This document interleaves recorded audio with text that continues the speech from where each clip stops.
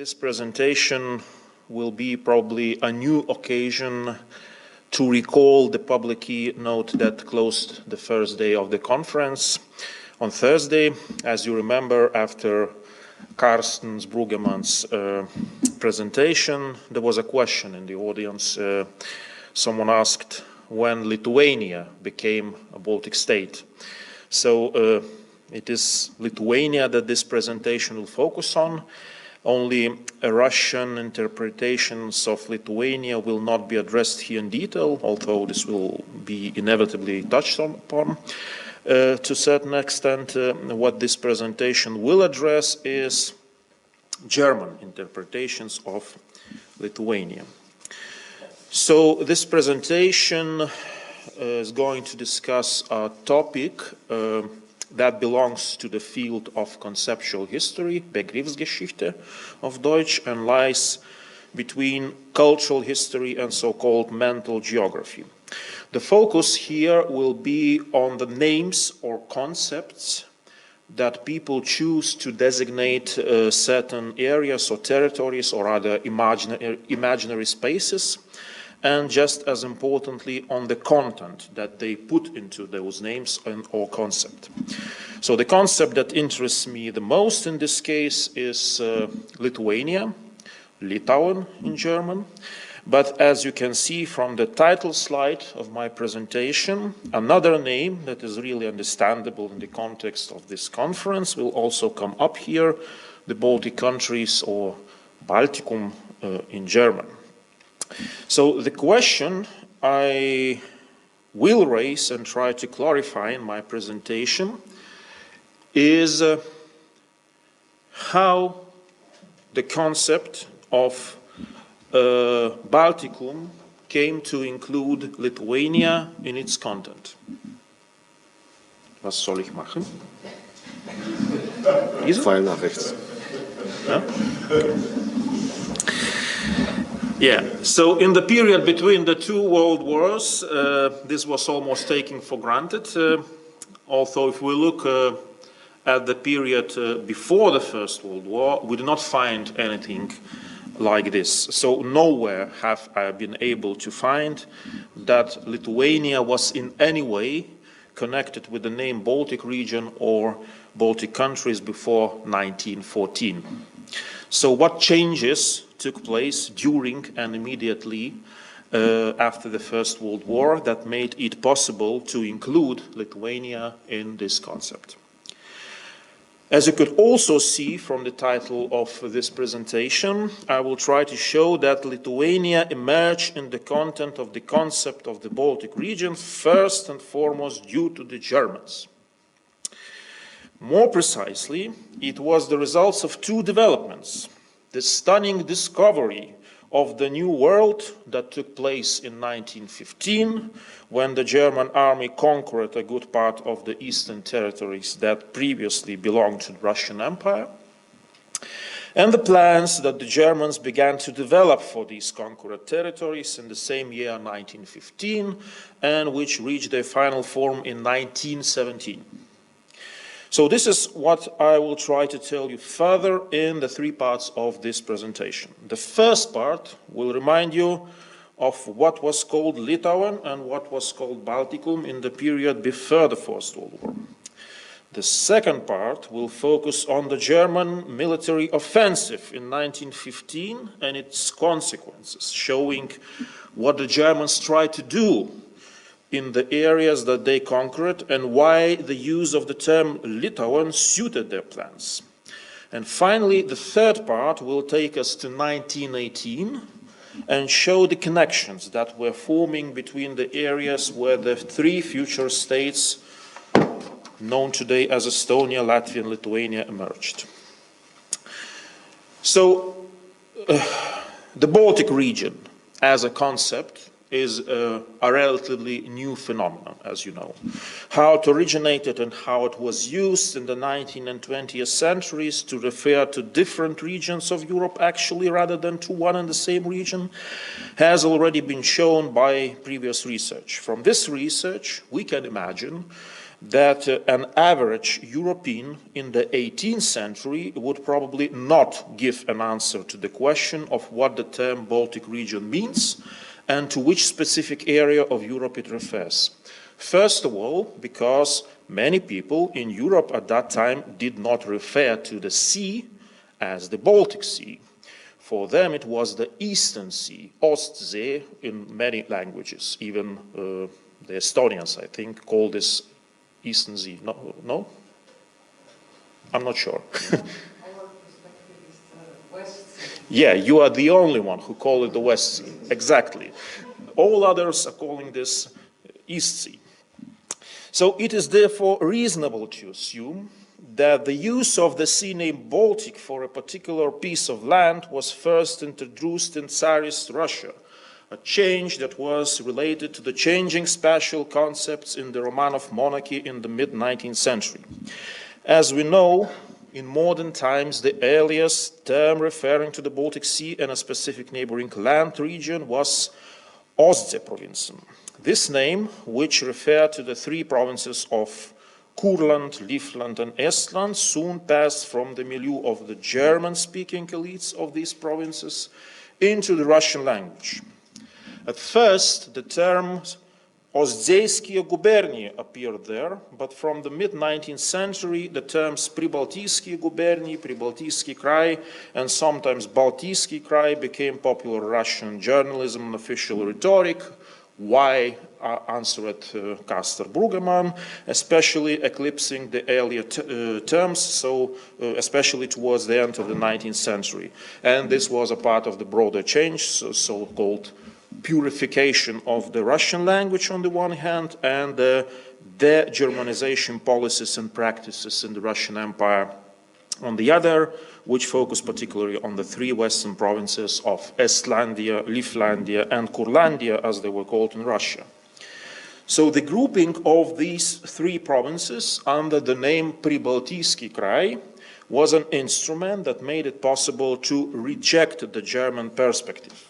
Ostsee means the East Sea, but from the Russian point of view, the sea is in the west, not in the east. In addition, this was an instrument, this instrument expressed the geographical and political view of Russia. I mean that, for instance, the term Baltiskое море in Russian also replaced the German name Ostseyskoye море in the Russian language only in the mid-19th century. As the Russian names of the region spread throughout the three Russian provinces, they gradually became part of the language used by the German-speaking people living there. This is how the inhabitants of the three provinces began to refer to the region in which they lived, not only as Ostseeprovinzen, but also die Baltische Provinzen or Baltische Lande, and at the turn of the 19th and 20th centuries, they increasingly refer to themselves as the Balts or Balten, and as a result, the term Balticum found its way into the German language, particularly clearly during the First World War. Now, Lithuania was a country that did not fall under the term Baltic region throughout the long 19th century, before the First World War. This name, Lithuania, was sometimes used in the Russian Empire, more often in the early 19th century than in the later part of it. But at that time, Lithuania, was a name that primarily referred to a historical entity. The Grand Duchy of Lithuania, which had place on a political map in the Middle Ages and has long since ceased to exist. Some authors claim that this Lithuania existed until the Union of Lublin in 1569, and others imagine Lithuania as a separate political entity only before the Union of Krevo in 1385. And the latter view was particularly widespread among the intellectuals who wrote in Polish. The Russians and Poles shared the view that Lithuania later came under Polish influence or merely became a Polish province. Therefore, even if the Russian Tsarist authorities in the first half of the 19th century thought of Lithuania as a kind of historical territory, they realized that they were primarily dealing with the Poles in that territory.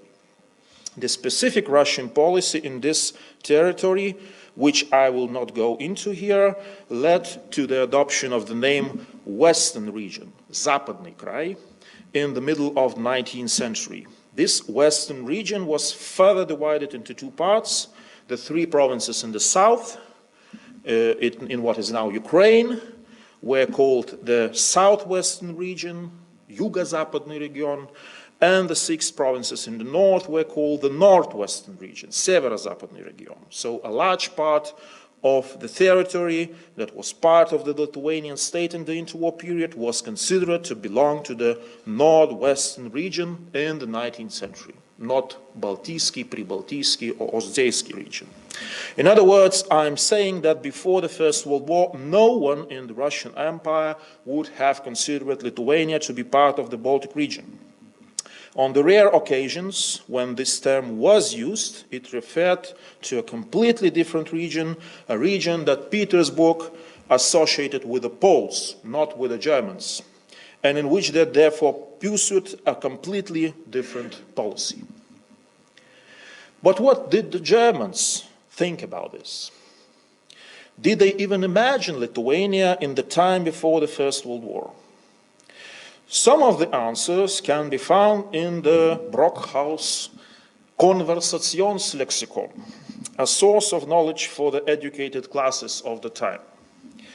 The reader of volume 11 before the First World War might learn that Litauen was a former Grand Duchy that at some point entered into a union with Poland. The author of the article, as you see, on Lithuania, saw this Lithuania only in the Russian Empire and referred to Vilnius or Vilna as the former capital of the Grand Duchy. At the same time, however, another entry in this encyclopedia about the town of Tilsit stated that Tilsit was the capital of Prussian Lithuania, Hauptstadt des Preußischen Litauen. The encyclopedia thus asserted the existence of another Lithuania in Prussia. Moreover, it presented Prussian Lithuania as a presently existing entity, as opposed to Lithuania, which was a historical entity. What we are dealing with here is nothing other than a result of a centuries-long tradition of using the name Lithuania in Prussia. The German-speaking subjects in Prussia use this name to designate a completely different area, an area around Memel, Tilsit, and Gumbinnen, where Lithuanians had lived since the 16th century.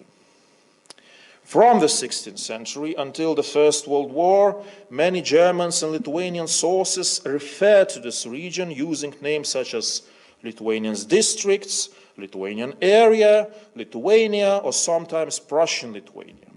Thus, for many Germans, especially those who had lived in East and West Prussia and therefore knew the region better, the only Lithuania that existed in their special imagination was not even a part of Russia, but a part of Germany. Against all this backdrop, there was simply no way for Germans to associate Lithuania with the Baltic countries. Lithuania was a part of Prussia, Litauen, Preußisch Litauen. Now, the First World War profoundly changed the concept of Lithuania in the German imagination, and this brings me to the second part of my presentation. I have described this in detail in an article that I published earlier. I will therefore limit myself here to a few highlights that show the most important phases of this development. The first phase is the spring and summer of 1915. After the front line had moved along the former Russian-German border for months, the German army pushed deeper into the Russian territory. Libau, Liepāja fell on the 8th of May, Mitau, Jelgava on the 1st of August, Warsaw on the 5th of August, Kovno on the 18th of August, Grodno on the 1st September, Vilna on the 18th of September. In October and November, a new front line, which is marked here in red, established for several years in the north and east, which more or less corresponded the course of the Daugava River and today's border between Lithuania and Belarus. The occupied area by the Germans was divided into two parts. In August, one part became a formation called Generalgouvernement of Warsaw, which the Germans also referred to as Poland. The other part acquired the name Oberost in November of the same year after the abbreviation for the post of the Supreme Commander-in-Chief in the East. And it is at this phase that the Germans began to discover Lithuania in an area that they had previously associated with either Russia or Poland. This spirit of discovery was captured by Lieutenant General Erich Ludendorff in his later memoirs. He wrote that the German army in Oberost knew very little about the region and its people and felt like they were in a new world due to the lack of relevant German literature. Erich Zechlin, an official of the military authorities in Oberost, expressed a similar view, beginning his article on Lithuania in 1915 with a quote from Adam Mickiewicz. "Frankly speaking, I know less about Lithuania than about China. Über Litauen wahrhaftig weiß ich weniger als über China." There are more testimonies of this kind.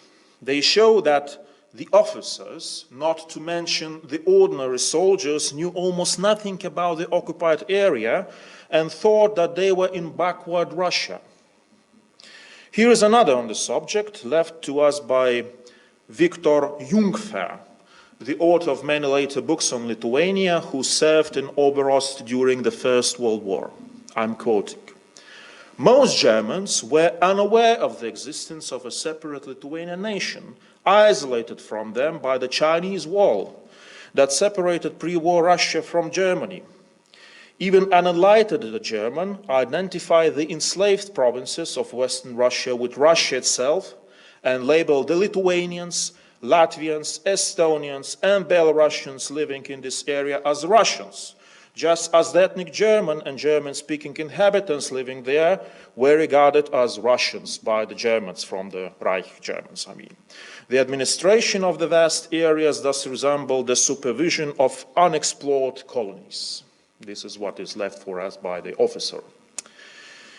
So the military authorities and many of the soldiers stationed in the area felt like they were in a colony whose liberation from the Russian yoke had been washed in their own blood, where they saw in the country of primitive people that had been largely emptied of its population was chaos and disorder, of course, but at the same time they began very clearly to create order, Ordnung machen.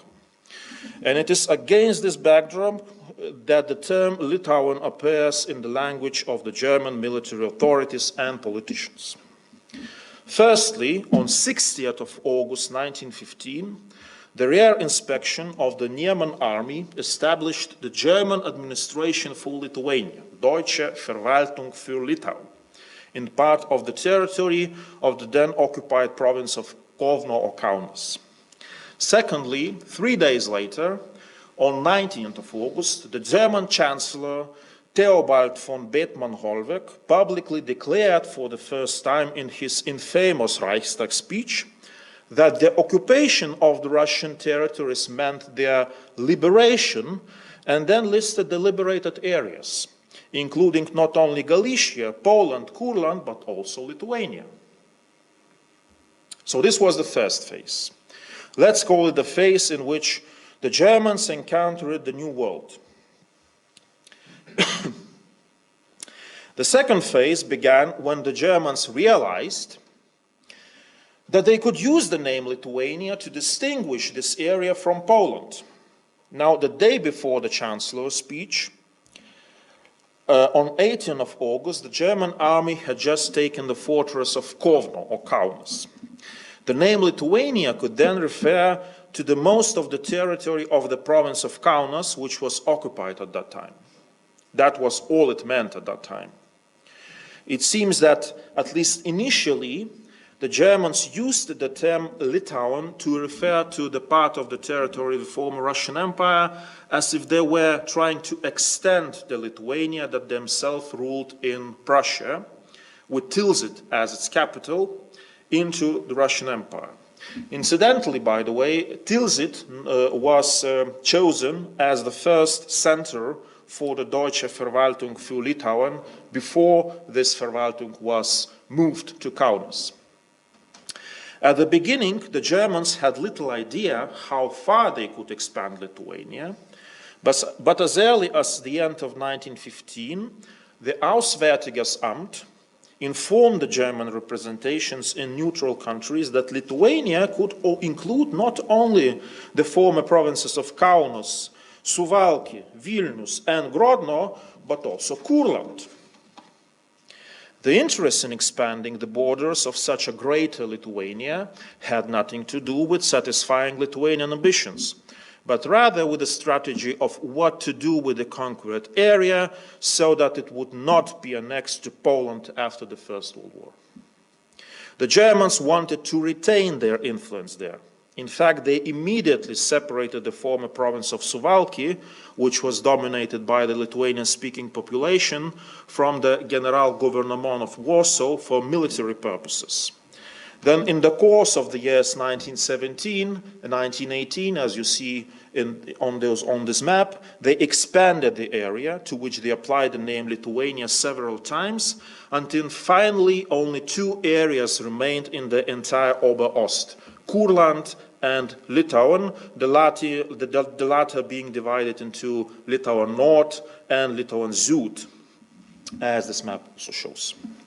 In other words, the German military authorities favored the name Litauen because they did not want the area of the Ober-Ost to be returned to Russia in the future, nor did they want it to become part of Poland, as many Polish politicians had dreamed of. This brings me to the third and final part of this presentation. After some deliberation on how to deal with the indigenous population, the Germans finally devised a plan that would allow the Lithuanians and Belarusians living in this Litauen to benefit from the progressive idea of the new century, namely to declare their self-determination. At the same time, the German military authorities also hoped that the Lithuanians and Belarusians would declare their desire to maintain eternal ties with Germany. In this context of the political ambitions of the German ruling circles, Lithuania could for the first time be associated in the eyes of educated Europeans with the three former Russian provinces that before the war bore the name of the Baltic region, Baltikum or Pribaltijski Krai. How exactly and why? There were two main triggers that made such an association possible. One was the similarity of German policy in these lands.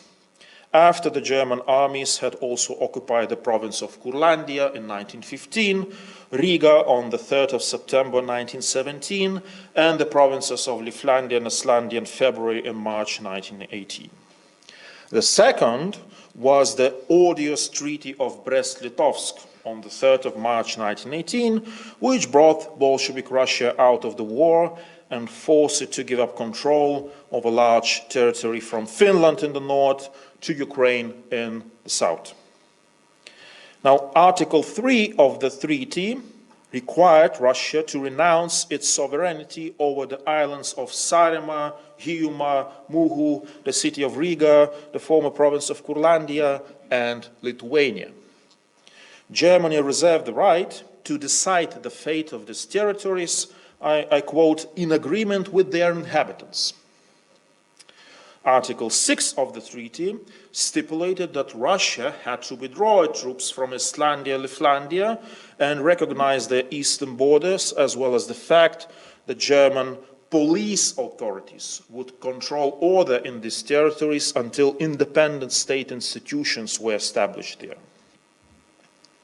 Without going into detail, the aim in one part of the area separated from Russia was to win over the Lithuanians and Belarusian intellectuals who were allowed to proclaim their independence at the turn of the year 1917-1918, both in Vilnius, by the way, if they declare their eternal allegiance to Germany in return. In other parts of the area, the Germans could afford to ignore the national aspirations of the titular nations, I mean Latvians and Estonians, because they could rely on the German-speaking landowners and urban dwellers there. So what's happening? On 15th of March 1918, the German Kaiser recognized the Duchy of Kurland, Herzogtum Kurland. On 23rd of March, he granted recognition to Lithuania. And on 22nd September, he recognized an unnamed territory consisting of the other Baltic provinces. Those in favor of the latter soon set about uniting with the Duchy of Kurland. As you probably know, the Joint Provisional Council, which met from 5th to 9th November in the Castle of Riga, had still been able to declare its intention to create a single state called Baltenlande, Baltische Lande, Baltische Stadt, and whatever, and its willingness to include Latgalia and the territory of Pechori. All this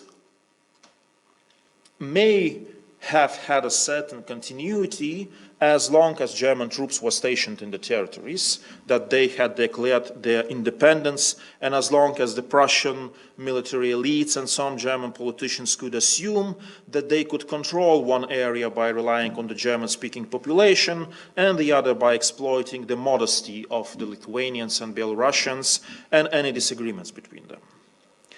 After the German Kaiser abdicated the throne and Germany signed the Treaty of Compiègne, hopes had to be dampened, of course. Support for united Baltic state had to give way for recognition of Latvian and Estonian aspirations. The idea of Lithuania survived longer, although the Lithuania proclaimed by the nationally elected Constituent Assembly in 1920 was not quite the same Lithuania as the one proclaimed by the Lithuanian Council twice in December 1917 and in February 1918. What is important for our topic, however, is the sequence of events themselves and the way in which the three new players, Lithuania, Latvia, and Estonia, eventually claimed a place on a political map of Europe in the wake of these events.